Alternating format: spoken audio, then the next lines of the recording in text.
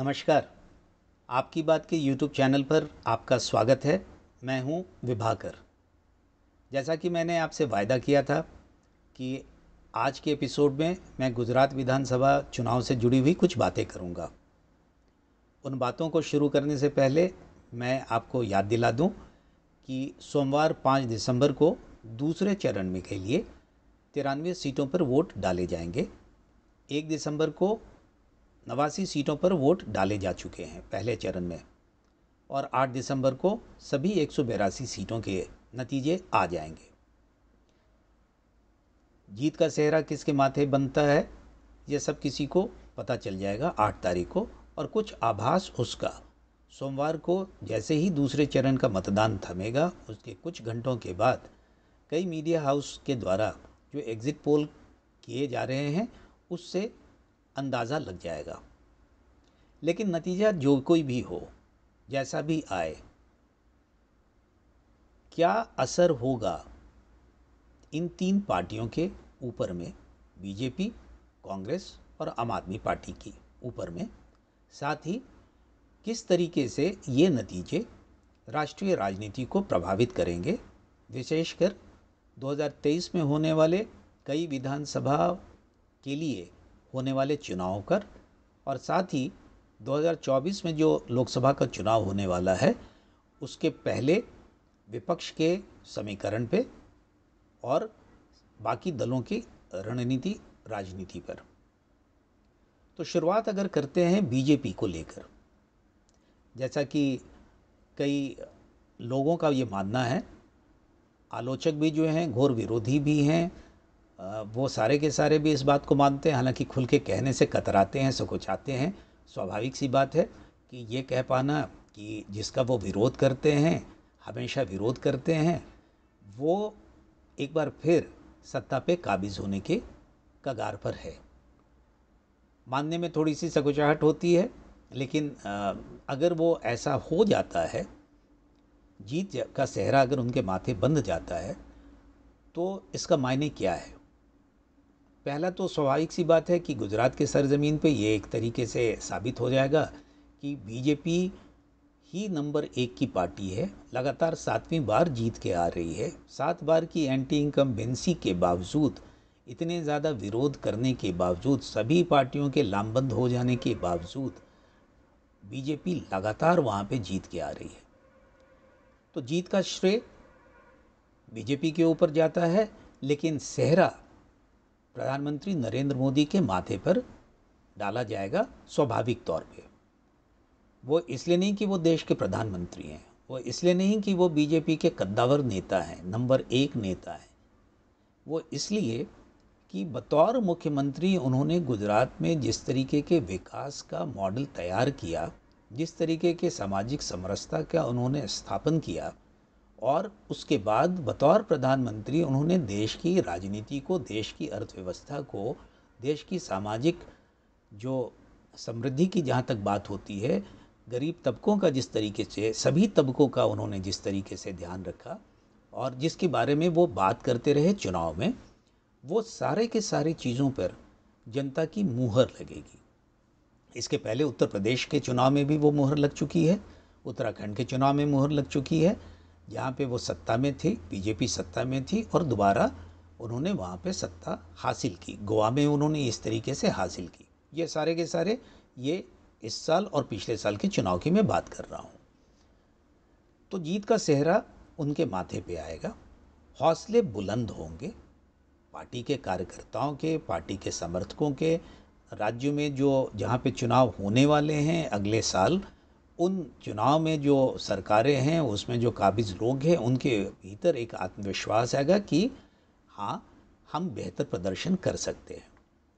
साथ ही साथ जो विपक्ष की तीखी आलोचना उनको झेलनी पड़ती है, अच्छे कदम उठाने के बावजूद भी जो कभी भी कोई समर्थन तो आज तक सुनने को नहीं मिला कि सरकार की किसी नीति का, नरेंद्र मोदी के किसी भी नीति का, विपक्ष के बड़े विपक्षी जो नेता हैं उनका किसी तरीके से समर्थन मिला हो, सिवाय आलोचना के कभी भी कोई अच्छी बात शायद उनकी नज़र में 8 साल में कभी कुछ हुआ ही नहीं है।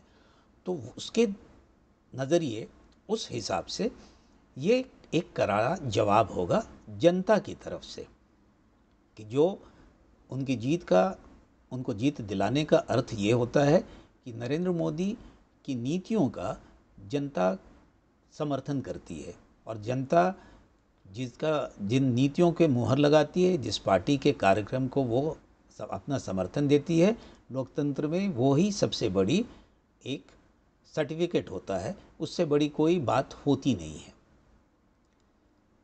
और इसका असर क्या पड़ेगा? इसका असर जो सबसे ज़्यादा पड़ने वाला है वो ये कि 7 तारीख से संसद का शीतकालीन सत्र होने वाला है और उसके पहले विपक्ष जिस तरीके से सरकार को घेरने की रणनीति बना रही थी, वो 8 तारीख के नतीजे आ जाने के बाद उसकी सारी की सारी रणनीति बेकार साबित हो सकती है, क्योंकि हर चीज़ का जवाब होगा गुजरात में मिली जीत। और वो स्वाभाविक सी बात है, क्योंकि चुनाव के दौरान भी और रणनीति के दौरान भी आप यही सवाल उठाने जा रहे हैं कि जो नरेंद्र मोदी कोविड के दौरान जिस तरीके से अर्थव्यवस्था संकट में आई, जिस तरीके से बेरोजगारी उनकी नज़र में बढ़ी, जिस तरीके से महंगाई बढ़ी, जिस तरीके से कई तरह की परेशानियां लोगों ने झेली, इससे कोई इनकार नहीं करता है कि महंगाई बढ़ी है, कोई इनकार नहीं करता है कि बेरोजगारी की समस्या है, कोई इनकार नहीं करता है कि लोगों को परेशानियां झेलनी पड़ी थी। लेकिन ये एक ऐसा संकट था जिससे दुनिया आज तक झेल रही है। जहाँ से शुरुआत हुई थी, जिन्होंने ये दावा किया था दुनिया की दूसरी सबसे बड़ी अर्थव्यवस्था, दूसरी सबसे बड़े ताकतवर देश होने का जो दम बढ़ते, उनके यहाँ आज भी जो स्थिति बनी हुई है, जो बरकरार है, वो आँख खोलती है। दुनिया के सारे विकसित देश जिस तरीके से कोविड के दौरान उन्होंने बेतहाशा पैसा उड़ाया, जो उन्होंने नीति अपनाई, उसका खामियाजा ना सिर्फ उनका देश झेल रहा है बल्कि दुनिया झेल रही है। महंगाई की समस्या झेल रही है, विकास उनके यहाँ बिल्कुल नीचे की तरफ हो रहा है, विकास का दर जो है ख़ास तौर पे कई तरह की परेशानियां से दुनिया जूझ रही है। भारत भी जूझ रहा था, भारत आज भी जूझ रहा है, लेकिन वो उस संकट से कहीं ज़्यादा बेहतर तरीके से अपने को बाहर निकाल पाया। आज वो दुनिया के सबसे तेज़ गति से बढ़ने वाली अर्थव्यवस्था है। महंगाई ज़रूर है, बढ़ी है, लेकिन एक सीमा है, उस सीमा से आगे उसको बढ़ने नहीं दिया गया है। बेरोज़गारी की समस्या है, हमेशा रहती है, लेकिन उसको भी निजात पाने की कोशिश लगातार जारी है। ये ऐसी सारी बातें जिस पर सवाल उठाए जा सकते थे, उठाए जाएंगे भी। उन सब के लिए जवाब देने में अब आसानी होगी गुजरात में जीत मिल जाने के बाद। विदेश नीति को लेके भी कई तरीके के सवाल होते, खासकर चीन को लेके होता, लेकिन इन सब चीज़ों का, चूँकि जो चुनाव के दौरान भी उन्होंने इन बातों की चर्चा होती थी, तो मीडिया के साथी भी और विदेश के हमारे जो विपक्ष के उनके जो विरोधी जो पार्टियां हैं वो भी कहते थे भाई गुजरात का चुनाव है, उसमें पाकिस्तान की बात क्यों होती है, वहाँ पे दुनिया में आतंकवाद की बात क्यों कर रहे हैं, क्या आप पोलराइजेशन करने की बात कर रहे हैं। वो दरअसल पोलराइजेशन की बात नहीं हो रही थी, वो गुजरात भी देश का हिस्सा है और देश की अगर विदेश नीति भी अगर बेहतरीन है, अगर देश की जो सुरक्षा की नीति अगर वो बहुत अच्छी है, सुदृढ़ है, तो उसके बारे में बात करने से किसी को परेशानी क्या हो सकती है। ये तो एक अच्छी सी बात है कि आपने किस तरीके से काम किया है वो देश के सामने में आप रख रहे हैं, गुजरात की जनता के सामने में भी रख रहे हैं, तो उससे किसी को परेशानी नहीं होनी चाहिए। अगर आप भी उन्हीं चीज़ों को लेकर आरोप लगाते हो कि यहाँ पे ये आपकी नाकामी रही है और वो कहते हैं कि हम यहाँ पे सफल हुए, और अगर जनता उनको ही जीत देती है तो उनकी नीतियों को एक तरीके से वो समर्थन दे रही है, तो उसको हमें मान लेना चाहिए। तो ये बीजेपी की तरफ से ये बात कही जाएगी, स्वाभाविक तौर से कही जाएगी, और उसमें थोड़ा सा लगेगा असरदार भी होगा। इसके अलावा जो विपक्ष के हमला को वो कुंद करने में मदद करेगा, लेकिन उससे ज़्यादा जो बड़ी मदद वो कर पाएगा कि कई ऐसे बिल जिसके दूरगामी प्रभाव हो सकते, आर्थिक सुधार से जुड़े हुए बिल की बात मैं कर रहा हूँ, बीजेपी की सरकार केंद्र में इसी शीतकालीन सत्र में कुछ ऐसे बिलों को पेश कर सकती है। और उससे भी बड़ी जो बात होगी वो आगामी 1 फरवरी को 2023 के 1 फरवरी को लोकसभा का जो 2024 में चुनाव होने वाला है उसके ठीक पहले, 1 साल पहले, आखिरी पहला मतलब पूर्ण जो कंप्लीट बजट जो होता है वो पेश किया जाएगा। बजट सत्र के दौरान ही और भी कई फैसले लिए जा सकते हैं। बजट के दौरान कई बड़े फैसले, बड़े नीतियों की घोषणा हो सकती है। अर्थव्यवस्था से जुड़ी हुई कई बातें हो सकती, कई तरह की रियायतें हो सकती हैं और साथ ही कुछ ऐतिहासिक फैसले बजट सत्र के दौरान बिल के द्वारा, कानून के द्वारा लाने की जा सकती है। जिस तरीके से 2019 के जीत के बाद जो धारा 370 हटाने का ऐलान किया गया था, उसी तरीके से कुछ ऐसे ही दूरगामी राष्ट्रहित में लिए जाने वाले जो फैसले जो हैं वो कई वर्षों से लंबित पड़े हुए हैं, उनको लागू करने का प्रयास किया जा सकता है। लोग कहेंगे कि वो चुनावी हथकंडा होगा, तो चुनावी हथकंडा हमेशा, चूँकि हर साल चुनाव होता है तो जब भी आप कोई फैसले लेंगे राष्ट्रहित में तो उसको वो जामा पहचाना कि वो चुनावी हथकंडे हैं, ये कहना थोड़ा आसान होता है, लेकिन वैसी बात होती नहीं है। राष्ट्रहित के फैसले हमेशा कभी ना कभी तो लेने पड़ते हैं, चुनाव हो या चुनाव ना हो। तो बीजेपी को इस जीत से बहुत ज़्यादा मदद मिलेगी। अगले वाले साल में 2023 में जो विधानसभाओं के चुनाव होने वाले हैं उसमें से 2 कांग्रेस शासित प्रदेश हैं, राजस्थान और छत्तीसगढ़। उसके अलावा कर्नाटक में उनकी अपनी सरकार है जहाँ पे मार्च अप्रैल में चुनाव हो सकते हैं। नॉर्थ ईस्ट के कई राज्य हैं जहाँ पे त्रिपुरा है, मेघालय है, मिज़ोरम है। इन सभी जगहों पे जो चुनाव होने वाले हैं उस पर असर पड़ेगा। तेलंगाना में भी चुनाव होने वाले हैं, उस पर भी असर पड़ेगा। तो बीजेपी इस जीत का फ़ायदा इन सभी चुनाव में लेने की कोशिश करेगी। अब बात करते हैं कांग्रेस की। कांग्रेस नंबर 1 की पार्टी तो बन नहीं रही, ये तो बिल्कुल स्पष्ट है, हर कोई जानता है, कांग्रेस वाले भी जानते हैं इस बात को लेके। लेकिन वो चाहे दूसरे ही नंबर पे हो, कम सीटें उसकी होंगी 77 के बाद से। माफ़ कीजिएगा, 77 सीटें जो उन्होंने 2017 में पाई थी उससे कम सीटें मिलेंगी। दूसरे नंबर की पार्टी तो भी वो बनी रह सकती है। मैंने ये अपने पिछले एपिसोड में भी ये मैंने आकलन जो मेरा है वो मैंने आपसे शेयर किया था। लेकिन इस जगह पे होने के बाद कांग्रेस की मुश्किलें बढ़ेंगी। ये कांग्रेस की मुश्किलें पार्टी के भीतर बढ़ेगी। पार्टी के नेतृत्व की बात जहाँ तक होती है तो उन्होंने तो उस नेतृत्व से अपने को अलग कर रखा है, गांधी परिवार ने। और नए वहाँ पे कांग्रेस के अध्यक्ष आ चुके हैं, मल्लिकार्जुन खड़गे साहब। तो उनके माथे हार का ठिकरा तो फोड़ा नहीं जा सकता, लेकिन निश्चित तौर से राहुल गांधी के राजनीतिक सूझबूझ पे सवाल जरूर उठेंगे।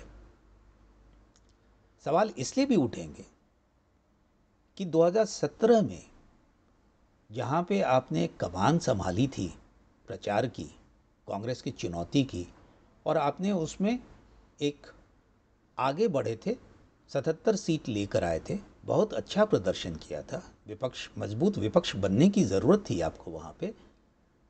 पार्टी वहाँ पे क्या कर पाई नहीं कर पाई ये अब मुद्दा नहीं है।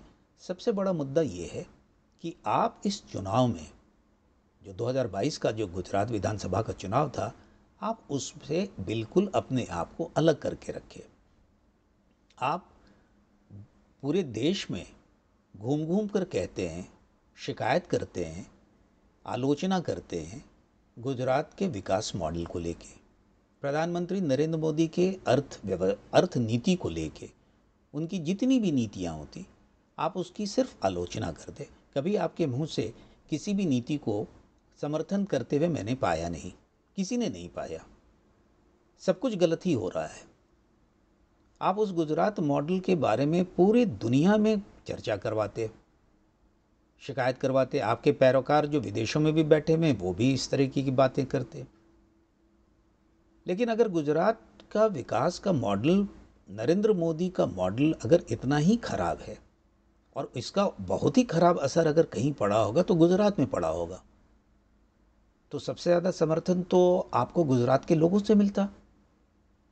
अगर आप उनके बीच में गए होते और अपनी बात उनको और अच्छे से आप समझा पाए होते तो लोग शायद आपकी बात को और मानते और वो आगे बढ़ के वोट देते आपको। लेकिन आप गुजरात की जनता के बीच आप गए ही नहीं।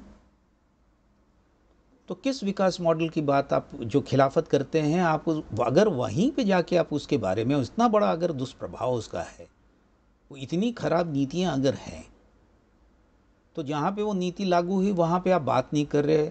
अगर उसके दुष्प्रभाव से जो लोग प्रभावित हैं उनके बीच में जाके आपने कहीं पे कोई बात नहीं की, आप पूरी जगह पे घूम घूम के प्रचार करते, तो भाई आपकी क्या रणनीति है, आपकी किस तरह की राजनीति है, क्या सूझबूझ है, इस पे सवाल उठ रहे हैं। समर्थकों में सवाल उठते हैं, लेकिन लोग बेबस हैं, जुबान बंद है, कुछ कह नहीं सकते, सभी हैरान और परेशान हैं। राहुल गांधी तो नहीं गए, प्रियंका गांधी भी नहीं गई, सोनिया गांधी जी की तो तबीयत खराब है तो इसलिए उनकी बात तो समझ में आती है कि वो नहीं गए। खड़गे साहब गए, नए नए राष्ट्रीय अध्यक्ष बने हैं, वरिष्ठ नेता हैं, लेकिन उन्होंने कुछ ऐसा बयान प्रधानमंत्री मोदी के ऊपर में करके आ गए कि आप जिस फ़ायदे के नज़रिए से आप गए थे कि शायद आप जो राष्ट्रीय अध्यक्ष हैं तो उसका कोई वजन पड़ेगा, तो आप तो वहाँ पे माहौल ही कांग्रेस के विपरीत और कुछ करके चले आए। तो कांग्रेस के भीतर कई तरह के सवाल होंगे। यही सिर्फ नहीं है कि राहुल गांधी के ऊपर में सवाल उठेंगे, राहुल गांधी के राजनीतिक समझ के ऊपर में सवाल होंगे, उनकी रणनीति के बारे में सवाल उठेंगे। लोग ये नहीं सवाल सिर्फ उठाएंगे कि भारत जोड़ो यात्रा जो है वो गुजरात में क्यों नहीं गई, गुजरात से आपने उसकी शुरुआत भी नहीं की और गुजरात के भीतर भी नहीं गए। भाई आप गांधी के इतने बड़े समर्थक, आपके हिसाब से पटेल कांग्रेस पार्टी ही के थे, वह थे तो वो पूरे देश के थे, किसी पार्टी के लिए कि ये लोग नहीं थे, वो पूरे देश के लोग थे। लेकिन आप उसको अपनी पार्टी के बताते हैं, तो आप अपनी गुजरात जोड़ो यात्रा जो है उसकी शुरुआत आप वहीं से कर सकते थे।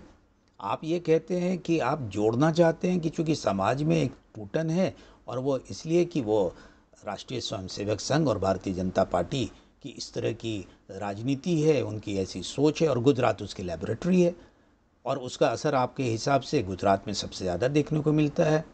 अल्पसंख्यक वहाँ पे दबाए जाते हैं, कमज़ोर तबके वहाँ पे दबाए जाते हैं, दलित वहाँ पे दबाए जाते हैं, ट्राइबल्स वहाँ पे दबाए जाते हैं। ये सारी बातें आप कहते हैं, आरोप ये लगाते हैं। तो भारत जोड़ो यात्रा तो वहीं से आपको शुरुआत करनी चाहिए थी। अगर आप शुरुआत नहीं किए तो कहीं ना कहीं से महाराष्ट्र के भीतर से आप उसको लेके आ जाते, मध्य प्रदेश में थे, मध्य प्रदेश से लेके आप चले आते, लेकिन आपने ऐसा नहीं किया। आप जहाँ भी लेकर गए, अब उसका क्या असर पड़ता है ये तो नहीं पता, ये आप जानते होंगे ज़्यादा बेहतर, आपके जो सलाहकार हैं उनको ज़्यादा ये समझ में आती होगी, कांग्रेस ही उसके बारे में बेहतर समझ सकती है। मैं उस पर कोई टीका टिप्पणी करने वाले में से नहीं हूँ। ये इस तरह की रणनीति हो सकती है, राजनीति हो सकती है, हो सकता है कि उनकी अपने कुछ कैलकुलेशंस हों, लेकिन जो परेशानी है वो यहीं पे नहीं ख़त्म होती, राहुल गांधी से के साथ ही ख़त्म नहीं हो जाती है। परेशानी है पार्टी के भीतर गुटबाजी को लेके, पार्टी के भीतर कलह को लेके। एक ट्रेलर आप देख चुके हैं राजस्थान में, अशोक गहलोत मुख्यमंत्री साहब ने जिस तरीके से अपने पुराने सहयोगी सचिन पायलट को गद्दार कहा। अब राहुल गांधी जा रहे हैं भारत जोड़ो यात्रा करने के लिए, तो आप ये पाएंगे कि उस यात्रा के दौरान निश्चित तौर से ये दोनों, अशोक गहलोत और सचिन पायलट, राहुल गांधी के साथ कदम ताल करते हुए नजर आएंगे। मीडिया के सामने एक सब कोई अच्छा अच्छा मीठा मीठा हंसते हुए दिखेंगे। लेकिन सिर्फ ये वहाँ राजस्थान तक की बात नहीं है, आपने इस तरीके का माहौल जो है सो कर्नाटक में भी देख रखा है कि सिद्धारमैया साहब और DK शिव कुमार तब राहुल गांधी की भारत जोड़ो यात्रा आई तो दोनों हाथ पकड़ के साथ साथ दौड़ते हुए नजर आए। अब कितने दूर तक दौड़े, जल्दी ही हाफ गए, फिर जो है सो आपस में उन्होंने तलवार निकाल रही है। एक ने तो अपना जन्मदिन का जो केक है उसमें उन्होंने आने वाले मुख्यमंत्री के तौर पे वहाँ पे पेशकश कर दी गई, तो उसको लेके नाराज़गी है। तो ये इस तरीके का जो कलेश है पार्टी के भीतर में और तथाकथित जो बड़े नेता हैं उनके बीच में, ये उनके लिए परेशानी की बात होगी।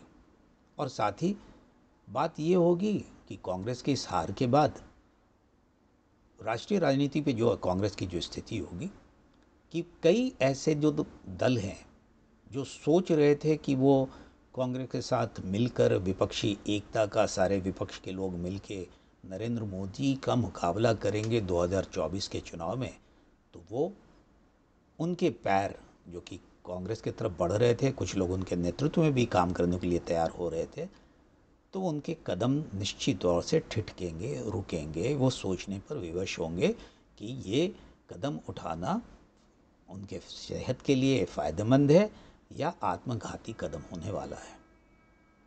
और बात ये सिर्फ नए साथी की तलाश की बात नहीं है, दूसरे विपक्ष और भी जो विपक्षी दल हैं उनको जोड़ने की बात नहीं है। अब तो सवाल जो साथी दल हैं उनके अंदर से भी आने लगेगा। और उसका भी अगर आप ये कहें कि एक थोड़ी सी छोटी सी मिसाल आपको महाराष्ट्र में देखने को मिल गया। भारत जोड़ो यात्रा में वो वहाँ पर गए और वहाँ पे पता नहीं क्या सोच रहे थे, क्या सूझ है उनके पास, किसके तरफ से ये उनके राय मशवरा देता है कोई। महाराष्ट्र में जाके आपने वीर सावरकर के ऊपर में सवाल खड़े कर दिए। वीर सावरकर जिसको देश के लिए जिन्होंने बलिदान किया, संघर्ष किया, अंडमान में रहे, हर कोई उनकी आदर करता है। देश की प्रधानमंत्री इंदिरा गांधी जो उनकी जो दादी हैं, तो वो भी वीर सावरकर को भारत का सपूत मानती रही। और भी बड़े जो नेता रहे, गांधी जी भी उनको भाई बुलाते रहते थे। आपने इन सारी चीज़ों को दरकिनार किया और महाराष्ट्र में जाके महाराष्ट्र का ही जो लाडला है, जहाँ पे वो पूजनीय है, आपने उनके ऊपर टिप्पणी कर दी। नतीजा जो आपके एमवीए में जो आपके सहयोगी साथी हैं शिवसेना के, उनके तरफ से बयान आ गया कि आपने जो बयान दिया है उससे दोस्ती में दरार पड़ सकती है। कब पड़ेगी, पड़ेगी कि नहीं पड़ेगी, बयान आया है, ये देखने वाली बात होगी। लेकिन तनाव तो हो चुका है और कुछ हो सकता है कि हल्का उसका आपको इशारा जो बीएमसी का अभी पोल होने वाला है, तो उसके दौरान आपको पता चल जाएगा।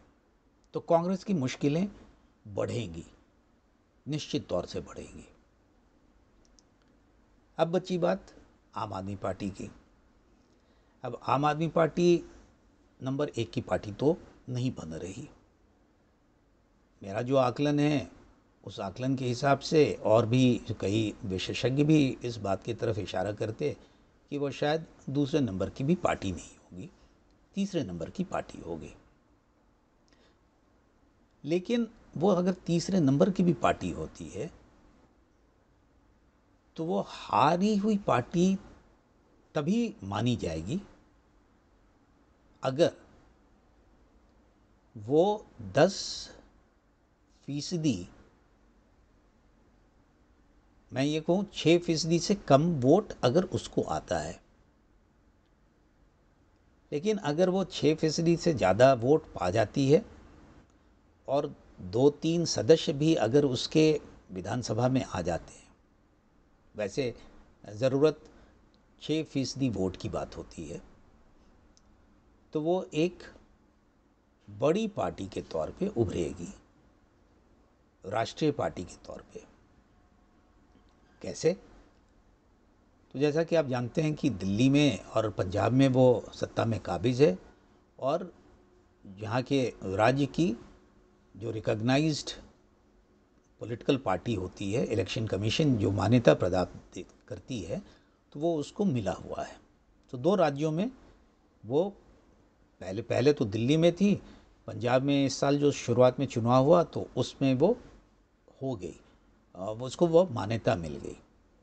गोवा में भी वो चुनाव लड़ी थी, 2 सीटें पाई और 6.8% वोट उसको मिले। उसकी बदौलत 6.8% वोट की बदौलत गोवा में भी इलेक्शन कमीशन ने उनको राज्य की पार्टी के तौर पे दर्जा दे दिया है। तो दिल्ली, पंजाब और गोवा में वो राज्य की रिकॉग्नाइज्ड पार्टी के तौर पे मौजूद हैं। अगर गुजरात में वो 6% से भी ज़्यादा वोट ले आते हैं, 10% भी नहीं पहुंचता है, 7% लेते हैं, 2 सीटें भी लेके आ जाते हैं, तो उनको स्टेट की, राज्य की रिकॉग्नाइज्ड पॉलिटिकल पार्टी का दर्जा मिल जाएगा। और जैसे ही वो दर्जा मिलेगा वैसे ही वो राष्ट्रीय दल के तौर पे उनको रिकॉग्नाइज्ड किया जाएगा इलेक्शन कमीशन के द्वारा। तो ये हार में भी उनकी एक बड़ी जीत होगी कि राष्ट्रीय पटल पर अब वो कंधे से कंधा मिला के सभी पार्टियों के साथ वो बात कर पाएंगे। कई विपक्षी दल जो विपक्षी एकता की बात करते कांग्रेस को कमज़ोर होते हुए देख रहे हैं और उनको समझ में नहीं आ रहा कि वो किसके साथ जाएं, कहाँ पे जाएं। तो ये संभव है कि अरविंद केजरीवाल के साथ मिलकर कुछ लोग राष्ट्रीय स्तर पे 2024 का चुनाव लड़ने के लिए तैयार हो जाए। नेतृत्व की बात मैं नहीं कह रहा हूँ, साथ मिलकर। अगर आप देखेंगे तो जितने भी कवायद होते हैं विपक्षी दलों के, उसमें अरविंद केजरीवाल शामिल नहीं होते कई दफ़ा तो, और कई दफ़ा तो उनको बुलाया भी नहीं जाता, क्योंकि कई लोग उनको बहुत गंभीरता से नहीं ले रहे थे। लेकिन 2022 से नज़रिया बदला है। पंजाब में जीत के बाद से खासकर गोवा में 2 सीटें लेके कई राज्यों में उन्होंने कोशिश की थी, लगातार कोशिश कर रहे थे। उत्तराखंड का चुनाव लड़ने के लिए गए, वो हरियाणा का चुनाव लड़े, वो राजस्थान का भी चुनाव लड़े थे, मध्य प्रदेश के भी चुनाव लड़े, झारखंड के। लेकिन जितनी जगह भी उन्होंने चुनाव लड़ने की कोशिश की, हर जगह पे उनके खाली हाथ आए, वापस आए। लेकिन 2 चुनाव जो अभी जिसका मैंने जिक्र किया, पंजाब और गोवा के, वहाँ पे उनको सफलता मिली। और अगर गुजरात में उनको जितना वोट की ज़रूरत है अगर वो हो जाता है, बहुत ज़्यादा सीटें नहीं भी मिलती है, 5-6 सीटें भी अगर आके रह जाती हैं, तो भी वो उनको मदद करेगा राष्ट्रीय पार्टी बनाने में। तो ये सारा का सारा असर राष्ट्रीय राजनीति पे कुछ इस तरीके से पड़ने वाला है। किसी के हाथ जीत का सेहरा आएगा तो वो अपने मजबूती से अपनी नीतियों के आधार पे और लोगों को साथ में जोड़ने की कोशिश करेगा, और 2024 में भी जीतने की तीसरी दफ़ा लगातार कोशिश होगी। वहीं विपक्ष में एक पार्टी जहाँ पे कमज़ोर पड़ेगी, मायूसी उसके हाथ लगेगी, और दूसरी पार्टी हारने के बावजूद भी उसको एक आत्मविश्वास आएगा कि वो बेहतर कर सकती है। आगे उनकी नीतियों को लेके कई सवाल आते हैं, कभी उस पर चर्चा करूँगा। आज के अंक में इतना ही। अगर आपको ये बातें पसंद आई, ये एपिसोड पसंद आया, तो लाइक ज़रूर कीजिएगा, शेयर कीजिएगा और चैनल को सब्सक्राइब कीजिएगा। फिलहाल दीजिए मुझको इजाज़त। नमस्कार।